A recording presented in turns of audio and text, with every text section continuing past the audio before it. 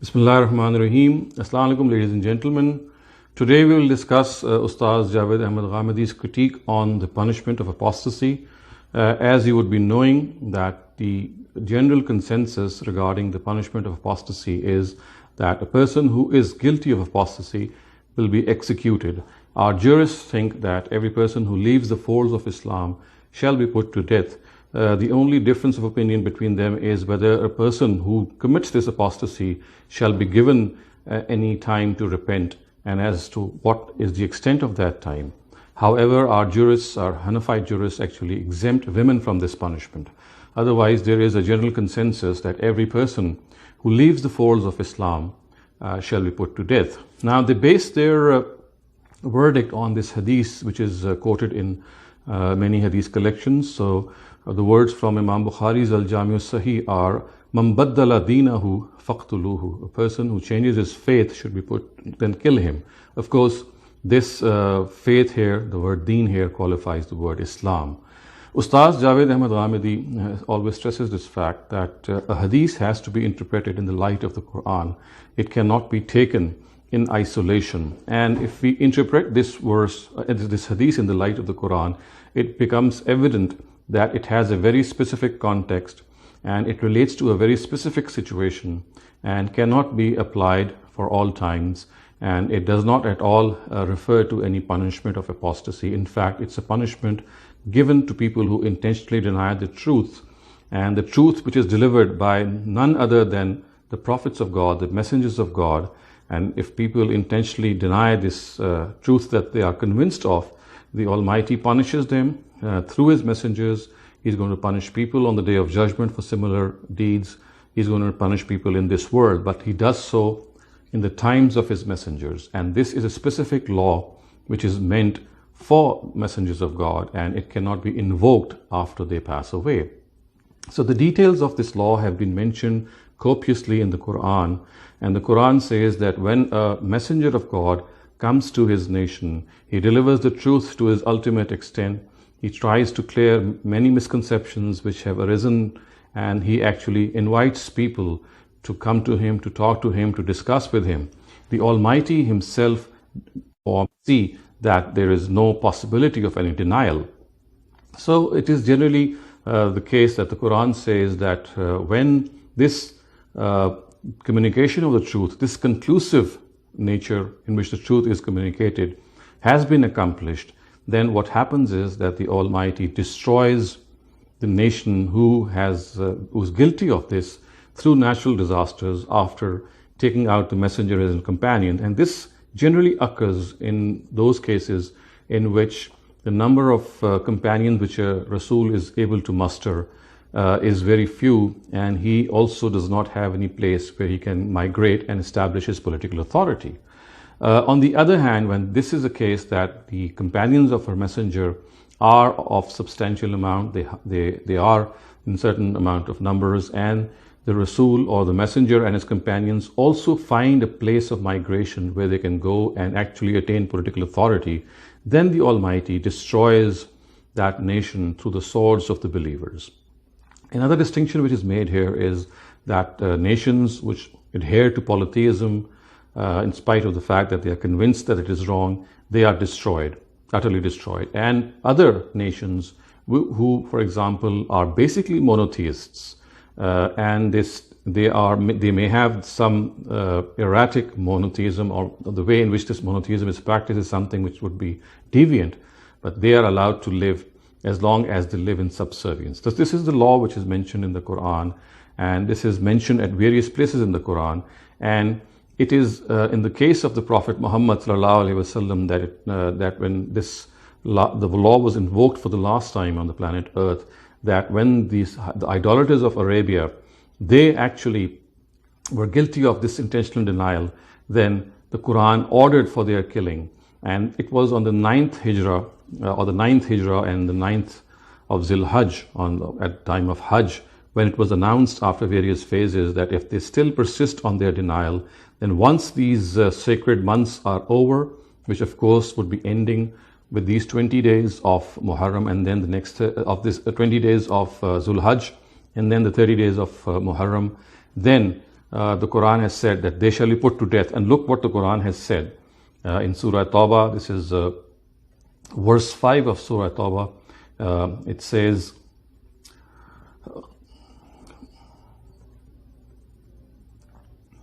فَإِذَا انْسَلَخَ الْأَشْهُرُ الْحُرُمُ فَاقْتُلُوا الْمُشْرِكِينَ حَيْثُ وَجَدتُّمُوهُمْ وَخُذُوهُمْ وَاحْصُرُوهُمْ وَاقْعُدُوا لَهُمْ كُلَّ مَرْصَدٍ فَإِنْ تَابُوا وَأَقَامُوا الصَّلَاةَ وَآتَوُا الزَّكَاةَ فَخَلُّوا سَبِيلَهُمْ إِنَّ اللَّهَ غَفُورٌ رَحِيمٌ. When the forbidden months are over, slay the idolaters wherever you find them, seize them, besiege them, and everywhere lie in ambush for them. But if they repent from their ill beliefs and establish the prayer and pay zakat, then spare their lives. God is most forgiving and ever merciful. So this is the Quranic verse which actually tells us that the idolaters of Arabia, if they persist on their denial, and if even after this announcement which is made on the 9th Zulhajj at the day of Hajjul Akbar, then they shall be put to death once these sacred months are over. And it is this Quranic verse which is actually announcing that. And the natural consequence of this would be that if these mushrikun, they accept faith, and then any of them reverts back to their polytheism, then it is for such people that this verse tells us, this hadith tells us, مَنْ بَدَّلَ دِينَهُ فَاقْتُلُوهُ, that these people for whom the death penalty has been ordained, now that they have accepted faith, that's well and okay.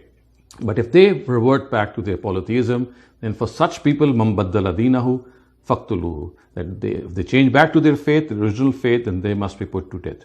So this narrative, this hadith narrative which I just narrated before you and which has been quoted in favor of the punishment of apostasy, actually relates specifically to this Quranic verse, in which it's not the apostasy that is being in question per se, but it is the fact that idolaters of Arabia who had professed faith in the Prophet Muhammad and then they wished to leave that faith, it is for them that this punishment was given, because in the first place they had already become liable for this punishment because of denying the Almighty and adhering to their polytheism. This is the Quranic verse which speaks about them. And it is also important to note that even the people of the book of the time of the Prophet were spared from this punishment. They were not put to death because, as I said earlier, those who adhere to monotheism, even if it is a deviant form of monotheism, their lives are spared. So right in Surah Tawbah in verse 29, the people of the book actually are spared, and they are told that if they live in subservience and pay the jizya, then they shall be spared their lives. They shall not be required to change their faith. But regarding the mushrikun, it was ordained. The idolaters were required to change their faith. And it was about these idolaters, which were the foremost adversaries of the Prophet, that it was said that if they accept faith and then revert back, then they have to be put to death, because the death penalty had already become, they were already become liable to this. So it is of paramount importance, as Ustaaz often addresses and stresses, that we have to relate a hadith with its basis in the Quran. We cannot interpret it independently. It has to have a basis in the original sources. And the basis of this hadith in the original source is regarding the addressees of the Prophet Muhammad, and these addressees were specific to the idolaters of Arabia and none else. In a very similar way, there is another hadith which says a very similar thing, and which actually is based on the Quranic verse which I have just read out, and the hadith which says the punishment of apostasy is death is also related, it says the same thing. So the words are, and this hadith is quoted in the Sahih al-Jami' al-Sahih of Imam Muslim, it says, أُمِرْتُ أَن أُقَاتِلَ النَّاسَ حَتَّى يَشْهَدُوا أَن لَا إِلَهَ إِلَّا اللَّهُ وَأَنَّ مُحَمَّدًا رَسُولُ اللَّهِ وَيُقِيمُوا الصَّلَاةَ وَيُؤْتُوا الزَّكَاةَ فَإِذَا فَعَلُوا ذَلِكَ عَصَمُوا مِنِّي دِمَاءَهُمْ وَأَمْوَالَهُمْ إِلَّا بِحَقِّ الْإِسْلَامِ وَحِسَابُهُمْ عَلَى اللَّهِ. It means that I have been directed to wage war against these people until they testify to the oneness of God and to the prophethood of Muhammad, establish the prayer and pay zakat. If they accept these terms, their lives will be spared, except if they commit some violation that makes them lose this protection from Islamic law, and in the hereafter their account rests with God. So you can see that the words Umirtu an uqatil an-nas, I have been directed to fight with the people until they profess to the oneness of God and to the Prophet of Muhammad. These words also were uttered by Muhammad sallallahu alaihi wasallam with regard to the idolaters of Arabia, with regard to the mushrikun of Arabia. The word annas here is not general in its connotation. It refers to the idolaters of Arabia. This is evident from the Quran, and it is even more evident when one of the variants of this narrative itself has the word al-mushrikun. So the words in another variant of this narrative is umirtu an nuqatil al-mushrikeen. I have been ordered to fight with these idolaters, of course referring to the idolaters of Arabia. So if all these explanations are kept in consideration and borne in mind, we can clearly see that the punishment of apostasy is something which has been misunderstood, and it has wrongly been placed in our manuals of punishment. It is something which is a wrong deduction. The punishment of apostasy, of course, as I said, has a very specific nature. It related to the mushrikun or the idolaters of Arabia, and for them the law was that they had to accept faith or face death because of the fact they had intentionally denied the Almighty and the Prophet. And for them this was the law. And as far as other people are concerned, other denominations are concerned, after the Prophet and in the time of the Prophet as well, as I said, even the people of the book were not given this punishment. And once the Prophet passed away, this punishment cannot be given even to the idolaters because of the fact that it is specific to the addressees of the Prophet Muhammad, to whom he had delivered the truth in such an ultimate manner.